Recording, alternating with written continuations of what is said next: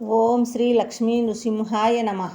శ్రీ లక్ష్మీ నరసింహస్వామి వైభవము 13వ అధ్యాయము. ప్రేతబంధు యమ సంవాదం. భగవంతుడిని ఒకే గుణంలో నిర్బంధించలేము లేదా వర్ణించలేము. ఎందుకంటే అతను ప్రతి లక్షణంలోనూ ఉన్నాడు. అయినప్పటికీ అతను అన్ని గుణాలకు అతీతుడు. భగవంతుడు ఈ లక్షణాలతోనే ఉంటాడని నిర్ధారణ చేసే గుర్తులు ఇవే అని చెప్పలేము. పరమాత్ముడు ఒక్కొక్కసారి సంసార బంధాలకు సంబంధించిన పుట్టుక, మరణం, దుఃఖం, తెలివి, అవివేకం, చింత, స్మరణ మొదలగు సంయోగ వియోగాలను కలుగజేస్తాడు.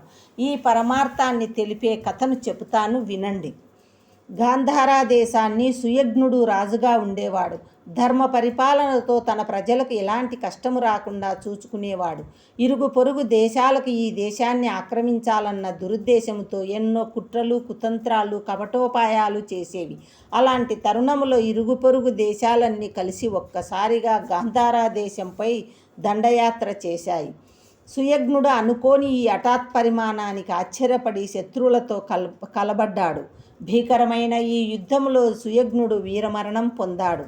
మరణించిన మహారాజు శరీరము ఎంతటి ఘోరస్థితిలో ఉందంటే వర్ణింపలేము. అనేక మనులు పొదిగిన ఎంతో చక్కటి రత్న కవచము చిరిగిపోయింది. ధరించిన భూషణాలన్నీ రాలిపోయాయి. శత్రువుల భయంకరమైన వాడి బాణాల దెబ్బలకు వక్షస్థలం పగిలిపోయింది. రక్తం కారుతోంది. జుట్టు ముడివి జారి విడిపోయి చిక్కులు పడిపోయింది. కోపంతో కరచుకున్న పెదవులు దంతాలు బిగుసుకుపోయాయి. కనురెప్పల కదిలికపోయి 2 కళ్ళు మిడిగుడ్లు పడ్డాయి. ముఖమంతా ధూళి దుమ్ము కొట్టుకుపోయింది. పొడవైన చేతులు అక్కడే తెగిపడి ఉన్నాయి. ఆ గాంధార మహారాజు శవం చుట్టూ బంధు బలగం గుమిగూడి ఉన్నారు. అతని భార్యలందరూ భయపడిపోతూ విలపిస్తున్నారు. ఆ రాజు కాంతలు తలలు బాదుకొని ఏడుస్తున్నారు. వారి సుందరమైన కేశబంధాలు జారిపోయి చిందరవందరలైపోయాయి. కంఠాలలోని హారాలు తెగిపోయాయి. చేతులు చాచి గుండెలు బాదుకుంటూ నాథ, హా నాథ అంటూ ఆర్తనాదాలు చేస్తున్నారు. ఆపుకోలేని దుఃఖంతో భర్త పాదాలపై పడి గత స్మృతులు తలుచుకుంటూ విలపిస్తున్నారు. మమ్ము పిల్లల్ని దిక్కులేని వారిని చేసిపోయావా? బ్రహ్మ ఎంత కఠినాత్ముడు! సిరి సంపదలు, భార్య, పిల్లలు, సుఖ సంతోషాలను ఇచ్చి నీకు మరణం రాసిపెట్టాడు. మాకు ఆధారం ఎవరు? ఈ రాజ్యాన్ని ఎవరు పరిపాలించాలి? ప్రజలను, బంధువులను, మమ్మల్ని ఇలా వదిలి నీ పాటికి నువ్వు పోతే ఎలా మహారాజా? నీ వియోగంలో మాకు క్షణాలు యుగాలులా గడుస్తాయి. నీవిలా పరలోకానికి పోయి తిరిగి రాకపోతే మేము ఎలా బ్రతకగలం? నీవు లేని ఈ లోకంతో మాకు పనేముంది? నీవు లేని ఈ లౌకిక జీవితం మాకు అక్కరలేదు. మేము అగ్నిలో సహగమనం చేసి నీ చరణ సన్నిధికి చేరుకుంటాం. ఆ విధంగా ఆ రాణులు సుయజ్ఞుని శవం వద్ద విలపిస్తుండగా యమధర్మరాజు విన్నాడు.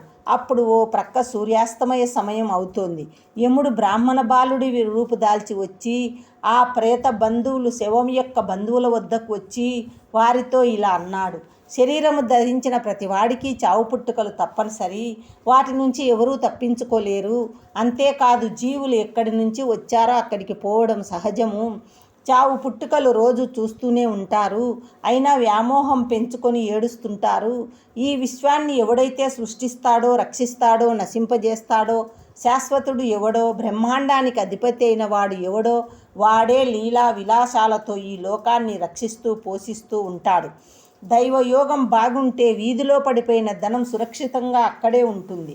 అదే దైవయోగం లేదనుకో, ఎంతటి కట్టుదిట్టమైన కాపలా ఉన్నా ఆ ధనము దాచినా మటుమాయం అయిపోతుంది.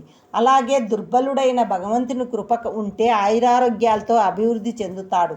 అది లేనివాడు పెద్ద సౌధంలో అనేక రక్షణలు, రక్షక భటులు ఎంత కాపలా ఉన్నా మరణిస్తాడు. ఈ దేహం ఒక భవనం వంటిది. ఇది పంచమహాభూతాలతో తయారైనది.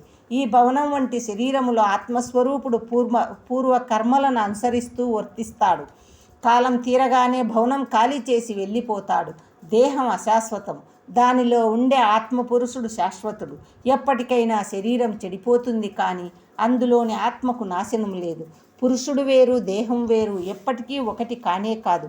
కర్రల్లో అగ్ని దాగి ఉన్నట్లు, శరీరాల్లో వాయువు ఉన్నట్లు, తామరతూడులో ఆకాశం ఉన్నట్లు దేహంలో దేహి వేరుగా విలసిల్లుతూ ఉంటాడు. 1 భూమి, 2 నీరు, 3 వాయువు, 4 నిప్పు, 5 ఆకాశం అని 5ంటిని పంచమహాభూతాలు అంటారు. విశ్వమంతా వీటితోనే నిర్మితమైంది. మానవుని శరీరం కూడా ఈ పంచభూతాలతో తయారైనదే. అంటే మాంసము, చర్మము వంటివి ప్రధానంగా భూమి నుండి ఏర్పడ్డాయి. ఆకలి, దాహం మున్నగునవి అగ్ని నుండి, రక్తం, మూత్రం మొదలైనవి నీటి నుండి, నడవడం, కదలటం వంటివి గాలి నుండి, కామం, క్రోధం లాంటివి ఆకాశం నుండి ఏర్పడ్డాయి. ఇవన్నీ సమన్వయం కలిస్తేనే దేహం ఏర్పడినది. లోపల దేహి ఉంటే దేహం, లేకపోతే అది కట్టెతో సమానం. ఇలా బ్రాహ్మణ బాలకుని రూపంలో ఉన్న యముడు ఆ ప్రేత బంధువులకు చెప్పి ఇంకా ఇలా అన్నాడు: మీ అమాయకత్వాన్ని వదలండి. మీ రాజు శాశ్వత నిద్రలో ఉన్నాడు. మీతో మాట్లాడేవాడు, మీ మాటలు వినేవాడు ఇప్పుడు లేడు. పిచ్చివారిగా ఏడవకండి. ప్రాణానికి మూలమైనది వాయువు, కానీ అది విడిగా ఉన్నా మాట్లాడలేదు, వినలేదు. జీవుడు ప్రాణదేహాలకి వేరుగా ఉండి కూడా ముఖ్యుడై ఇంద్రియ ప్రభావంతో వినలేడు. జీవుడు ప్రాణదేహాలకి వేరుగా ఉండి కూడా ముఖ్యుడై ఇంద్రియ ప్రభావంతో తేజరిల్లుతూ ఉంటాడు. ఆ ఆత్మరూపుడే పంచభూతాలను, పంచేంద్రియాలను, మనస్సును, లింగదేహమును విలాసంగా ధరిస్తాడు, మళ్ళీ విడిచిపెడతాడు. అసలు ఈ ప్రపంచం చక్రం తిప్పేవాడు వేరే ఉన్నాడు. అతడు సర్వాధిపతి. కాబట్టి దీనికోసం మీరు బాధపడడం దేనికి? దుఃఖంతో ఏడవడం దేనికి? ఎప్పటి వరకు ఆత్మ దేహంలో ఉంటుందో అప్పటి వరకు కర్మలతో సాంగత్యం సాగుతూనే ఉంటుంది. ఆత్మ దేహాన్ని విడిచిపెట్టగానే కర్మబంధాలు తెగిపోతాయి. వీటితో సంబంధమే ఉండదు.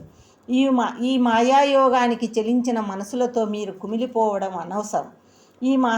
ఈ మహామాయ అనే భ్రాంతిలో పడిపోయి తల్లిదండ్రులపై, భార్య పుత్రులపై, మిత్రులపై, ఆశ్రితులపై అనురాగ అనుబంధాలు పెంచుకుంటారు. ఇల్లు, వాకిళ్ళు, కనక వస్తు సంపదలు, సామ్రాజ్యాలు సంపాదించుకుంటారు. బంధాలు పెట్టుకుంటారు. ఎక్కడైనా కలలో కనిపించిన సంపద యథార్థం అవుతుందా? కర్మానుబంధం ఉంటే సంయోగం ఉంటుంది. కర్మబంధం అనుభవించాక బంధం విడిపోయి వియోగం ఏర్పడుతుంది. కనుక మీ మరణం ఎప్పుడు వస్తుందో మీకే తెలియదు. కనుక ఓ రాజబంధువులారా, వెళ్ళిపోండి. చచ్చిపడి ఉన్న రాజశవం వద్ద చేరి దుఃఖంతో విలపించటం దండుగా. ఇలా 100 ఏళ్ల పాటు ఏడుస్తూ ఉన్నా కూడా భర్తను చేరలేరు. ఎలాగైనా చనిపోయిన వారి వద్దకు వెళ్ళటం సాధ్యం కాదు కదా అని ఇలా విలాసంగా మాయాబాలకుడు రూపంలో వచ్చి యముడు చెప్పిన ఊరడింపు మాటలు విన్న సుయజ్ఞుడి బంధువులు ఆశ్చర్యపోయారు. ఈ విశ్వం శాశ్వతం కాదు అని తెలుసుకున్నారు. విలపించటం మానారు. కర్తవ్యం ఆలోచించి సుయజ్ఞునికి ఉత్తర క్రియలు చేసి వెళ్ళిపోయారు. మానవులు పరతత్వ చింతన లేకపోవుట చేత తనవాళ్ళు పరాయివారు అని తేడాగా భావిస్తారు. తనవారెవ్వరు, ఇతరులెవరు? ఆలోచిస్తే అందరూ ఒక్కటే. వారు మేము అంటూ భేదభావంతో అజ్ఞానులు అనుకుంటారు. శాంతి శాంతి శాంతి. 13వ అధ్యాయం సంపూర్ణం. శ్రీ లక్ష్మీ నరసింహస్వామి భావనార్పణమస్తు.